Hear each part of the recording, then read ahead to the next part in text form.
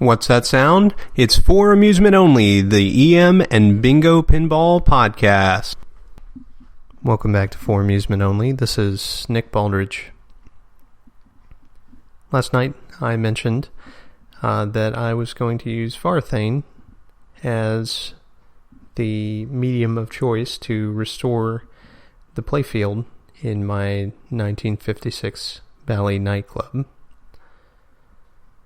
So I wanted to go into a little more detail about what that process involves and where I'm at with it after one more day, and how much longer I think it's going to take. So to get started, let me explain that the playfield that came with the game had most of the wiring intact, but was missing a few units. The actual playfield itself was restorable, but needed a few sections repainted. And so rather than go to that trouble, I thought I'd first look for a playfield that someone might have. And I found one, located it, had it shipped, and the playfield, and I was notified of this before I purchased it, had a arch rounded out exactly where the ball travels to go up to the rebound rubber.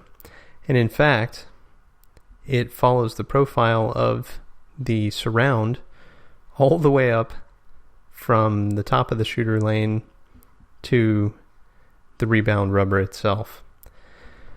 The rounded out section was about 1/4 of an inch deep, and it was about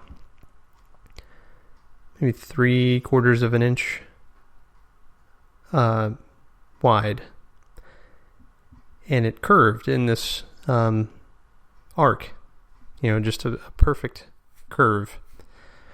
So the problem with attempting to restore this, especially with my limited woodworking ability, is that it would require a ton of time to work up some kind of press fit thing to go in that place, and over time it would probably work itself free.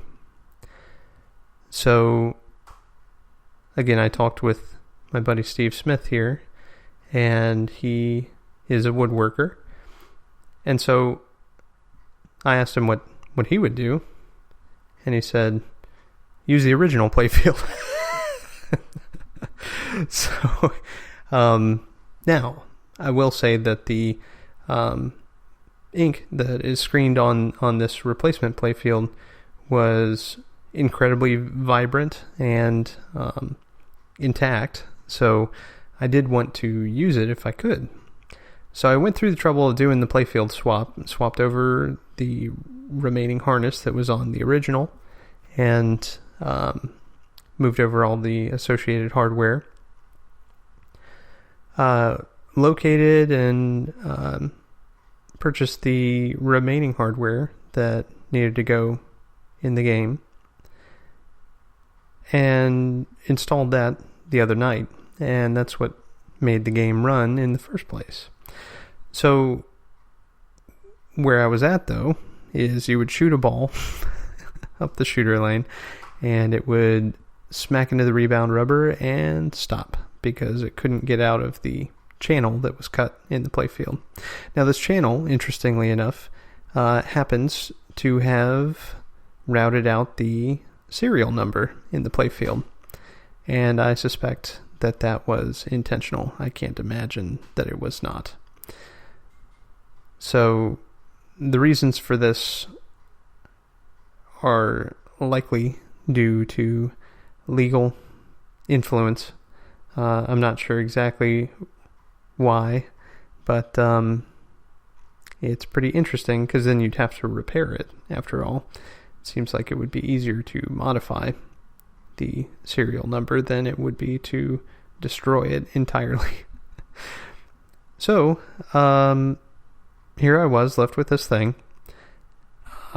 and had to figure out some way to fix it. So, did my episode on insert leveling and cupped inserts, and I said, that would probably work. I've never used Varathane for a large-scale wood repair like this. We will see how it holds up.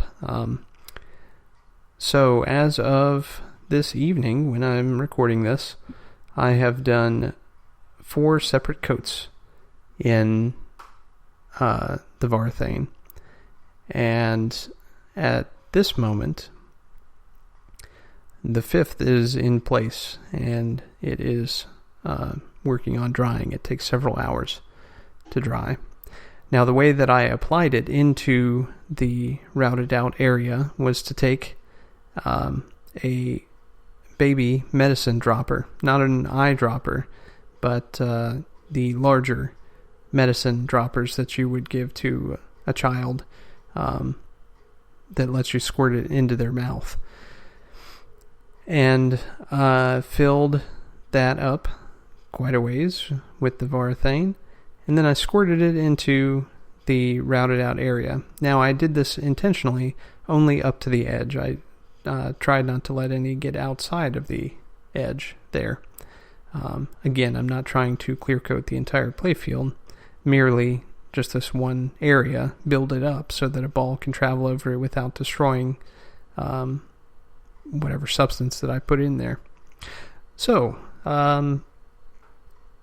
once I squirt it in, I monitor for any liquid to escape if I miscalculated how much that I was putting in there, and then wiped that up quickly, especially before it landed over any of the artwork. Now, it dries perfectly clear, but in order to remove it, I would have to sand. And I'd rather not do that. I also don't want the Varathane to actually coat any of the rest of the playfield. So, that's why I'm being so fastidious about this. So, coat 1 went on, and when it dries, it shrinks. And I know this from doing the same with inserts. So, I put on coat 2. Coat 2 dries, it shrinks. And then I put on coat 3. Coat 3 dried, and it shrank. However, it was pretty darn close. So now coat 4 is in place, and it did not require very much at all. And once it dries, I should be able to take it and sand. I built it up a little bit higher than the surrounding wood. Not super high, but a little bit higher. Again, monitoring for excess and then mopping it up where possible. And that's pretty much it. It is pretty straightforward, but it should make a giant difference in the playability from not at all to a normal bingo playfield. So I'm pretty excited about it, and we'll see if it holds up. If not, then I'll try something else. Steven mentioned kind of a resin casting, and that would be number 2. But I already had the Varathane, so why not give it a shot? Can't be any worse than anything else, and it certainly holds up to a steel ball rolling over it normally. So we'll see what happens with changes in weather and so forth. It is in an insulated area, but we'll just have to see. At any rate, thank you very much for listening. My name again is Nick Baldridge. You can reach me at foramusementonlypodcast@gmail.com, or you can call me on the Bingos line. That's 724-BINGOS1, 724-246-4671. You can listen to us on iTunes, Stitcher, Pocket Casts, via RSS, on Facebook, on Twitter at Bingo Podcast. You can follow me on Instagram at nbaldridge, or you can listen to us on our website, which is foramusementonly.libsyn.com. Thank you very much for listening, and I'll talk to you next time.